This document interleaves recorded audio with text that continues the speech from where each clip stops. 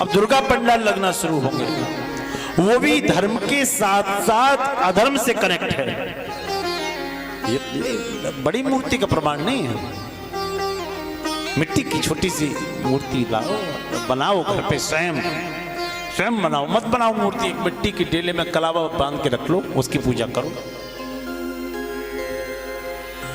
कौन कहता है आपके सुंदर बनाने से गणेश जी सुंदर बन जाएंगे क्या?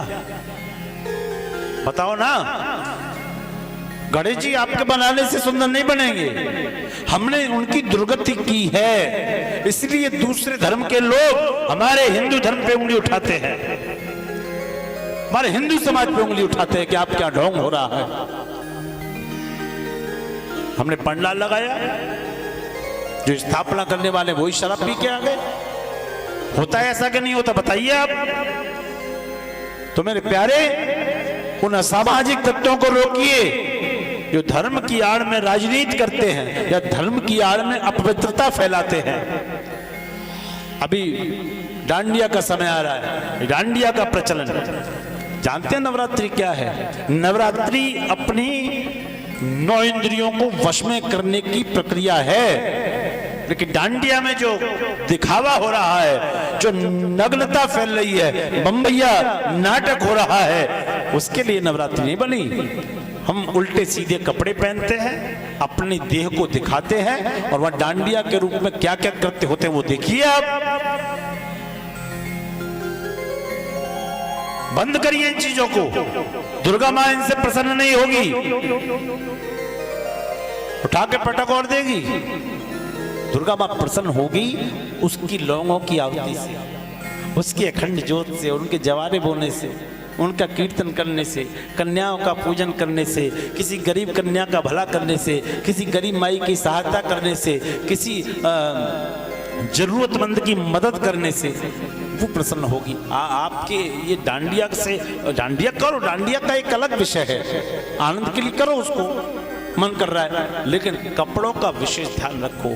फिर क्या होता है? फिर ऐसे ऐसे वीडियो वायरल होते हैं, आपको शर्मिंदगी का सामना करना पड़ता है। तो दुर्गा जी के नाम पर ये सब करना बंद कर दो। आपकी प्राइवेट लाइफ पे आप करो, कोई मना नहीं कर रहा, लेकिन दुर्गा जी के नाम पर ये सब करना बंद कर दीजिए आप। मां दुर्गा तो चंडी स्वरूपा थी, आपको पता है। किसी माता की अगर शक्ति का जागरण होता है ना, ब्रह्मा जी ने जब सृष्टि बनाई तो सृष्टि में स्त्री का निर्माण नहीं कर पाए, वो सृष्टि में स्त्री का निर्माण नहीं कर पाए। तब भगवान शिव ने अर्धनारीश्वर रूप धारण किया, तब स्त्री का निर्माण हुआ। स्त्री कोई छोटी मोटी विधा नहीं है, भोग की चीज नहीं है। लोग भोग की दृष्टि से स्त्री को देखते हैं, नहीं,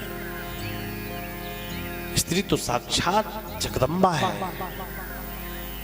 यज्ञोत्थवा है महाराज।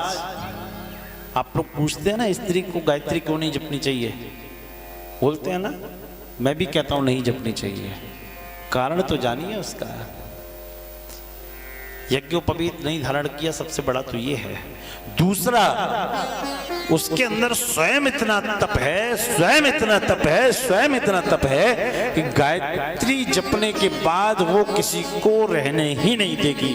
इतनी पावर उसके अंदर होगी, उसका शरीर फटने लगेगा। इसलिए स्त्री को गायत्री जपने से मना किया गया, और कोई कारण नहीं है।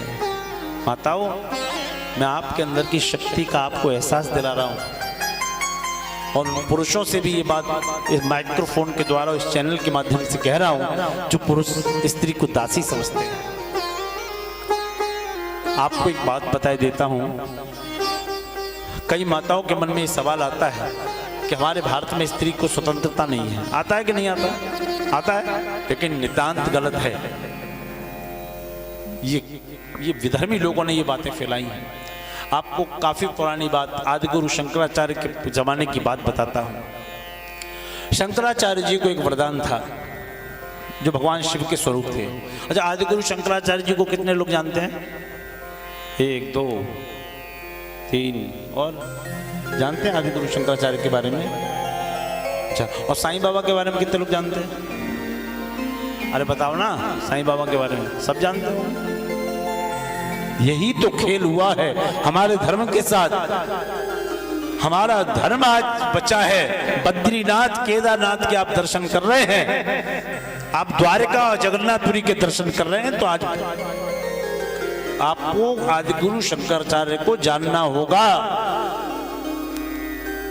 आदिगुरु शंकराचार्य को यह वरदान था कि आप धर्म का प्रचार तब कर पाओगे जब आप मंडन कुमारिल भट्ट को शास्त्रास्त्र में पराजित कर दोगे।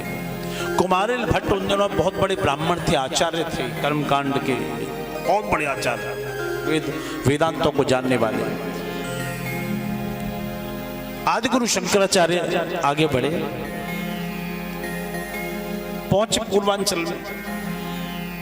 कुमारिल भट्ट गंगा में अपना पिंडदान कर रहे थे, सन्यास ले रहे थे, तो कुमारिल भट्ट का हाथ पकड़ लिया। कहा कुमारिल भट्ट हमसे शास्त्रार्थ करो। तो कुमारिल भट्ट बोले आप विलंब से आए हैं, मैंने सन्यास का संकल्प ले लिया, अब शास्त्रार्थ नहीं कर सकता। तो शंकराचार्य जी बोले फिर हम अपना प्रभाव कैसे दिखा पाएंगे दुनिया को, हिंदुत्व के लिए कैसे प्रेरित कर पाएंगे। बोले उसके लिए उपाय हम बताते हैं। क्या? हमारा ही एक शिष्य है जिसका नाम है मंडन मिश्र। क्या नाम है? मंडन मिश्र। उसके पास चले जाओ, वो हमारे ही समान विद्वान है। ठीक है, मंडन मिश्र के पास पहुंचे, और जब मंडन मिश्र के पास पहुंचे तो मंडन मिश्र से शास्त्रार्थ के लिए कहा, वो तैयार हो गए। अब न्याय कौन करेगा? एक बीच में जज भी रहता है ना, न्यायाधीश कौन होगा? तो जानते हैं उन दिनों न्यायाधीश किसको बनाया गया? मंडन मिश्र की पत्नी अभय भारती को। किसको? मंडन मिश्र की पत्नी अभय भारती को न्यायाधीश बना के ऊपर सिंहासन पे बिठाया गया, और ये दोनों लोग नीचे थे। अब मंडन मिश्र की पत्नी के सामने ये धर्म संकट है कि अगर सन्यासी को हारा हुआ बताती हूँ तो गृहस्थ धर्म जाता है, और पति को हारा हुआ बताती हूँ तो पतिव्रत धर्म जाता है, क्या करूं? तो उसने दोनों को एक एक हार दे दिए कि हार पहन लो, जिसके फूल पहले मुरझा जाएंगे वो पराजित हो जाएगा। आप ये सोचिए, जब सैकड़ों वर्ष पूर्व एक स्त्री को न्यायाधीश बनाया गया, तो हमारे भारत में शास्त्रों में स्त्री को अपूजनीय बताया जाएगा, ये कैसे सोच लेंगी आप? बताइए, बोलिए ना माताओं। इसलिए हमारे भारत की भूमि पर हमारे शास्त्रों में स्त्री को हमेशा पूजनीय बताया गया, हमेशा। मैं प्रारंभ में भी बोला, यत्र नारी पूजन्ते रमन्ते तत्र देवता। स्त्री पूजनीय है। तो अभय भारती ने जब शास्त्रार्थ के लिए कहा कि अब शुरू करिए, तो शास्त्रार्थ हुआ। शास्त्रार्थ में मंडन मिश्र हार गए, आधे फूल मुरझा गए उनके, आधे फूल मुरझाए।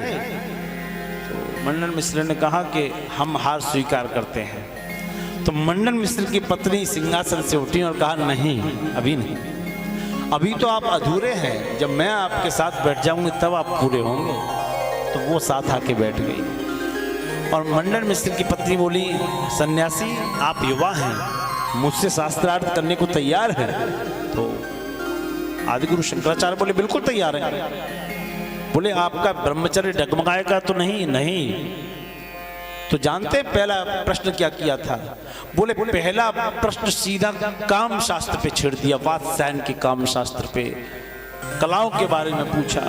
तो आदिगुरु शंकराचार्य सिटपिटा गए। ऐसा नहीं था कि आदिगुरु शंकराचार्य काम शास्त्र के ऊपर बोल नहीं पाते, लेकिन दिमाग देखिए दोनों का, उसने काम शास्त्र पे छोड़ा और इन्होंने अपने आप को रोका कि अभी नहीं। तो बोले, देवी हमें कुछ दिन का समय दो। 6 महीने का समय मांगा, गए और 6 महीने बाद आए। जानते हैं उन्होंने मना क्यों किया? शंकराचार्य जी ने क्यों समय मांगा पता है? बताएं। इसलिए मांगा कि शंकराचार्य जी अगर काम शास्त्र पे उत्तर देने लगते तो अभय भारती यही कहती कि आप सन्यासी हैं तो आपको काम शास्त्र के बारे में ज्ञान कैसे हुआ। दिमाग देखिए अभय भारती का। आप सन्यासी हैं तो आपको काम कलाओं के बारे में ज्ञान कैसे हुआ? ये अभय भारती की गरिमा थी। तो अभय भारती ने कहा, उन्होंने तर्क वितर्क किए और अंत में शंकराचार्य जी की विजय हुई।